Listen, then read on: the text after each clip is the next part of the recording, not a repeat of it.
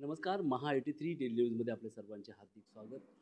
ठाण्यामध्ये नोव्हेंबरमध्ये एक मोठा पुरस्कार सोहळा होणार आहे. गंधार पुरस्कार सोहळा हा होणार आहे आणि त्या पुरस्काराबाबत आज पत्रकार परिषद झाली. आपल्यासोबत आहेत उषा नाडकर्णी, ज्येष्ठ अभिनेत्री.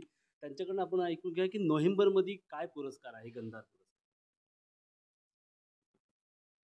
14 नोव्हेंबर 25 ला आपल्या गडकरी रंगायतनमध्ये संध्याकाळी 5:30 वाजता गंधार पुरस्कार प्रदान होणार आहे आणि तो होणार आहे निवेदिता अशोक सराफ यांना. बालरंगभूमीसाठी आपल्या सुधा करमरकर, त्यांच्यानंतर अशोक पावसकर, त्यांची मिसेस चित्रा पावसकर आणि आता मंदार आणि त्यांच्या मिसेस, ही सगळी जण आहेत ही बालरंगभूमीसाठी खूप खूप काम करतात. त्यांना त्यांच्या कामात यश मिळू दे हीच मी देवाचरणी प्रार्थना करते. ताई, एकीकडे पुरस्कार सोहळा होत आहे, दुसरीकडे एखादा ज्येष्ठ अभिनेता एका राजकीय पटलावरती जाऊन काहीतरी घोषणा करतो आणि त्याची बातमी बनते. जसं की महेश कोठारे यांनी ही भक्त वगैरे असं केलं. मला ना पॉलिटिक्स बोललं माझं बसलं नको. हां. तर दुसरा प्रश्न असा आहे की तुम्ही एक स्पष्ट वक्ते आहात. हो आहे. आणि त्याबद्दलही तुम्ही ट्रोल होत आहात आता. म्हणजे स्पष्ट वक्ता त्याबद्दल काय बोलाल? तुम्ही म्हणालात की तुम्ही नेहमी ट्रोल होता. मी काही वाईट कामं करत नाही. मी आज अनेक वर्ष 50 वर्षाच्या वरती झाली या रंगभूमीवर आहे. नाटक सिनेमात काम करते, मराठी हिंदीमध्ये.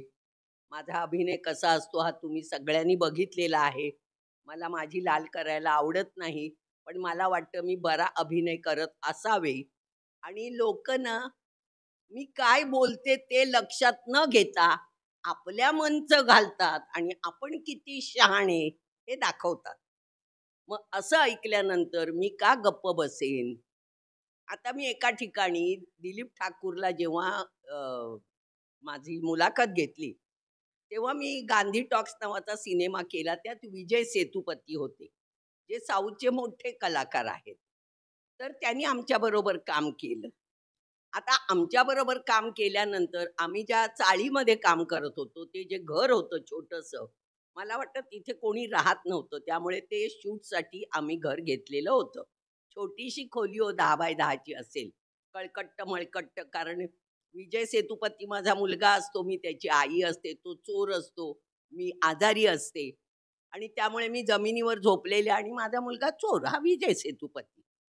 पण माणसाबरोबर काम करताना एक लक्षात येतं, माणूस कसा आहे. त्याच्यात काम करताना घमेंड दिसली नाही मला. आपल्यातला वाटला. त्याची माझी ओळख नव्हती, मी काय त्याच्या घरी चहा प्यायला जात नव्हते. पण तो इतकं चांगलं बोलत होता आमच्याबरोबर, सगळ्यांच्या बरोबर. खुर्ची न घेता आमच्याबरोबरच तो जमिनीवर बसायचा. तर ते मी कौतुक म्हणून दिलीपला सांगितलं. पण आमच्यातला एक दीड शहाणा महाभाग, स्वतःला मोठा समजणारा, काळं कुत्रं ओळखतं की नाही मला माहीत नाही, मी मुद्दाम असं बोलते हे लागू दे त्याला म्हणून, कारण मला ते बोलता नाही आलंय त्याला. तर तेव्हा तो म्हणतो की ती म्हणाली, म्हणजे माझं नाव घेतलं नाही त्यांनी, पण मला माझ्या दिग्दर्शकाचा फोन आला, उषा तुझ्याबद्दल बोलतोय म्हणून. म्हणून मी मुद्दाम ऐकलं ते. आणि त्याच्यात तो म्हणतो तो आमच्या बरोबर जेवायला बसला असं ती म्हणाली.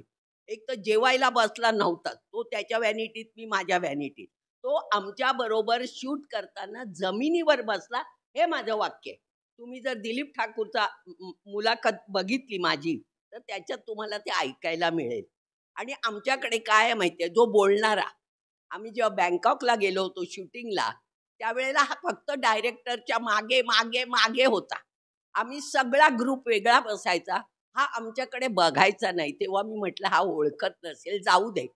आणि त्यावेळेला तो तिथे 12वी शिकलेला मुलगा बॉय म्हणून घेऊन आला होता आणि आमच्या सगळ्यांच्या समोर पाय दाबून घेत होता.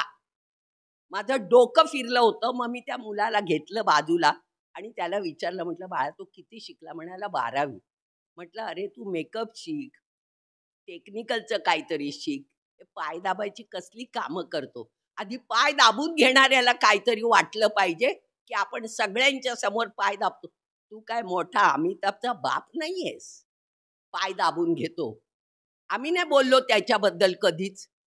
की मी कुठल्या मुलाखतीत नाही सांगितलं आमच्यातला पाय दाबून घेत होता.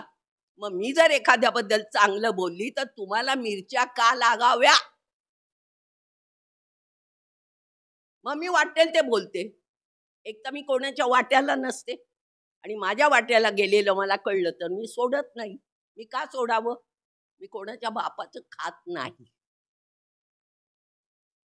अ, आपण पाहिलत की किती स्पष्ट वक्ते आहेत आणि एक छोटासा प्रश्न आहे, की आपण सांगितलं की विजय सेतुबद्दल काम केलं आहे. आता रिषभ शेट्टी यांनी स्वतः दशावतारबद्दल एवढं वाहवा केलेलं आहे. आपली जी मराठी संस्कृती आहे आज काहीतरी मराठी ह्याच्यामधनं पुढे येत आहे दशावतारमधनं. तर आपण काय सांगाल दशावतारचं जे सक्सेसफुल आहे त्याबद्दल तुम्ही दिलीप प्रभावळकर यांना किंवा एक तर मी दशावतार पाहिलेला नाहीये. हिनाच्या नंतर मी सिनेमे पाहिले नाहीत. कारण एकटी-एकटी कुठे जाणार म्हणून मी जात नाही. दशावतार मी पाहिला नाही, पण दिलीपबद्दल काय बोलायचं? दिलीप प्रभावळकर हे नेहमी छान काम करणारे सगळ्यांना माहीत आहे. मी उगीच वाह, वाह असं नाही करणार. ते कामच चांगलं करतात. त्यांना कुठलाही रोल द्या, चांगलं काम करतात. आणि जर त्याच्याबद्दल चांगलं बोललं तर मला अजिबात वाईट वाटणार नाही. मी म्हणजे दिलीप प्रभावळकरांबद्दल नाही बोलत आहे, सिनेमाबद्दल बोलते. कारण दशावतार आमच्या कर्नाटकामध्ये त्याला यक्षगान म्हणतात. या कोकण साईडला त्याला दशावतार म्हणतात. पद्धती थोड्या वेगळ्या आहेत, पण मतितार्थ सेम आहे. त्यामुळे मला ते दशावतार म्हणा नाही तर यक्षगान म्हणा, ती आपली संस्कृती आहे आणि संस्कृतीवर केलेलं पिक्चर म्हणजे ते आपलंच असतं. या होत्या ज्येष्ठ अभिनेत्री उषा नाडकर्णीताई. आपल्यासोबत मी महा 83 डेली न्यूजसाठी समीर मालकंडे, ठाणे. धन्यवाद.